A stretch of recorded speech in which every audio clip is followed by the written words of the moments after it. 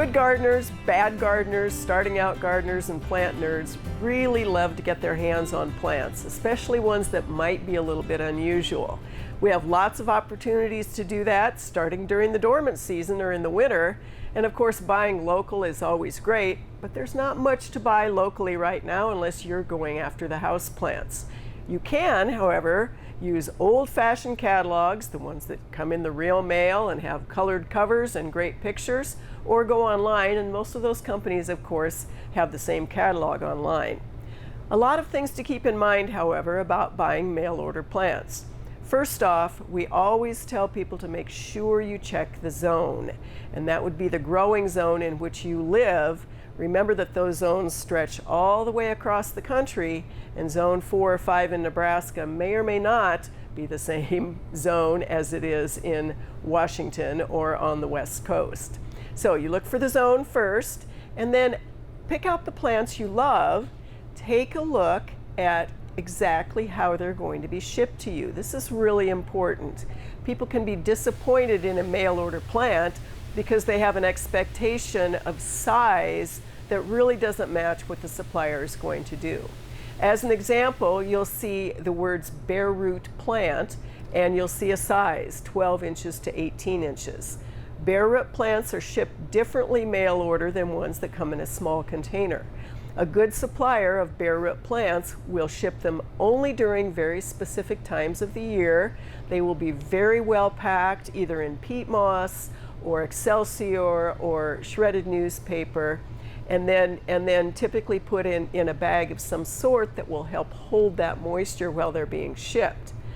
That doesn't mean, however, they're not going to dry out, especially if you have not chosen a fast shipping method. So you want to check on the shipping method as well, and if it is a plant that you really want, you've paid a bit of money for it, you want to make sure that it is not languishing in the back of a truck or in the post office someplace, you may want to pay the difference and get that plant shipped a little bit faster.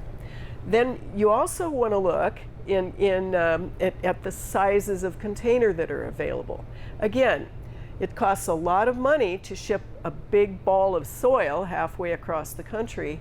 Many suppliers of mail order plants will put a maximum or a minimum on the number of containers of a certain size that they will ship, because those are the ones they can pack in the boxes. A gallon container, of course, will be a lot heavier. You'll get fewer in the box, but you'll get a bigger plant. A smaller one, a 4-inch or even a little cell pack, obviously you can buy more of them to fit in a different size box. Your plant is also smaller. What you want to make sure that you do also is look at the information that that supplier has given you about the actual shipping dates. And many times they will have limits. They'll say they will not ship after a certain date because it's too hot. They will not ship before a certain date because it's too cold. And if they ship before a certain date, what are you going to do in your own home with plants that are either bare root and sitting in a plastic bag, or plants that really don't want to stay inside a greenhouse because they're already green and growing and they're in a container? People will put plants that come in bare root in their refrigerator to keep them from breaking dormancy and keep them cool until it's time to plant. Strawberries are an example. They come bare root, they come in a bundle, typically tied with a rubber band or a twisty, and then they forget about them. And they open that refrigerator and here comes strawberries that are mush, the plants themselves, instead of an actual plant. So again, to summarize, enjoy that shopping. You can also, with certain companies, go online and go to an e-commerce site and perhaps pick out one of something that a nursery may not carry that might be able to be shipped directly from that major supplier to a local nursery with your name on it, give you the opportunity to get it without that nursery, that local nursery, having to buy 5, 10, 15, or 20 of something when in fact they may only be able to sell one.